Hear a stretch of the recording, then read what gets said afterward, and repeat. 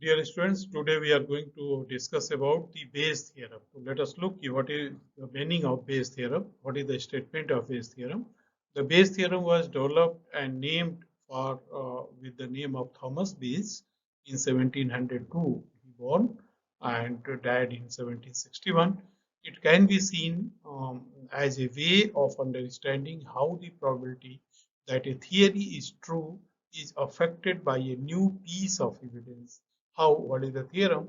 Theorems state that P of x, x divided by, commonly we say this, is equal to P x intersection y divided by P y, and Bayes theorem can be rewritten with the help of multiplicative laws of an dependent event. One event affects probability of other event. You have to remember this again and again.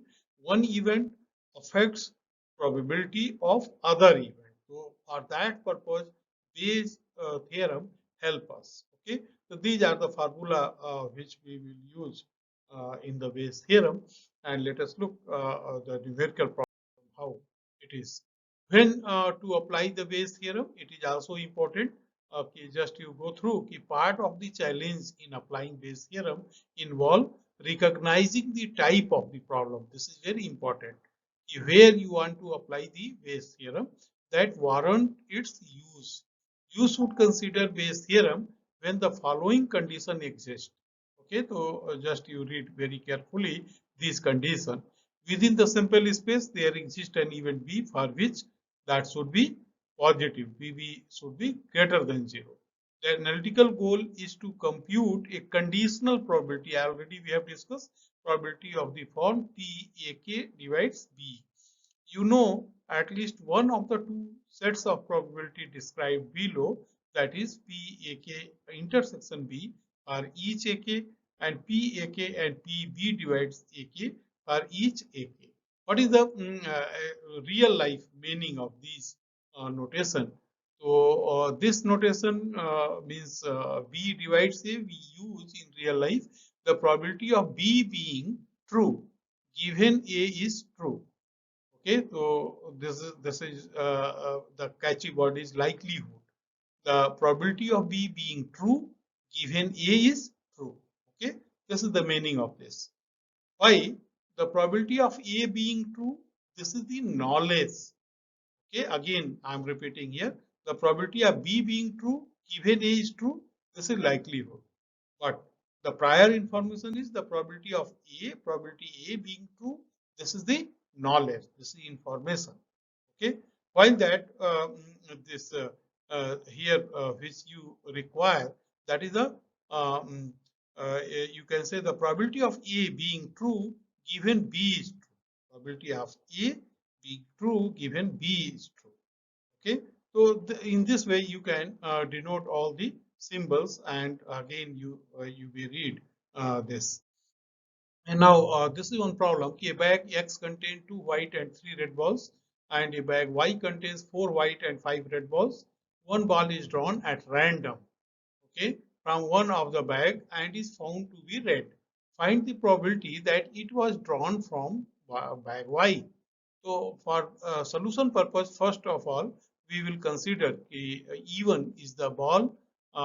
This is the event when the ball is drawn from the bag X. This is event one. The ball is drawn from the bag X.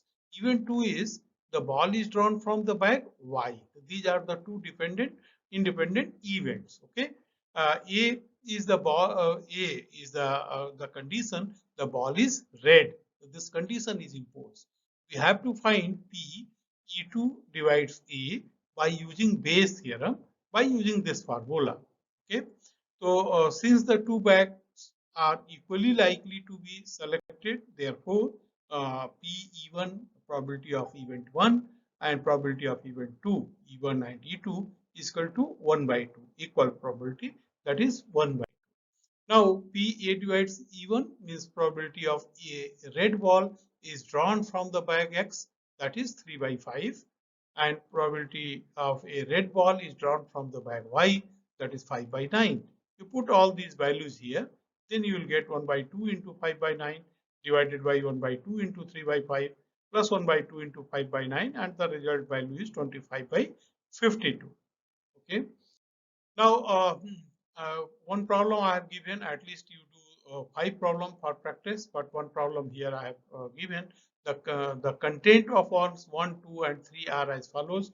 For 1 white, 2 black, and 3 red balls in one first arms, 2 white, 1 black, and 1 red ball in the second arm, 4 white, 5 black, and 3 red balls in the third arm. One arm is chosen at random and 2 balls drawn. They happen to be white and red. What is the probability that they come from us 1, 2, or 3? So you have to find out the probability. Now the next important term is the random variable. So let us know what is the meaning of random variable. A random variable is a variable that assumes numerical values associated with the random outcome of an experiment, where one and only one numerical value is assigned to each sample point. Okay, so this is called random variable. For example, in our day-to-day life example, just to look at this PPT, there are two category of random variable. One is discrete random variable, another is continuous random variable. How you can use this in real life problem? For that purpose, I kept this PPT. A discrete random variable means number of cells, number of calls, shares of stocks, people in line, and mistakes per page.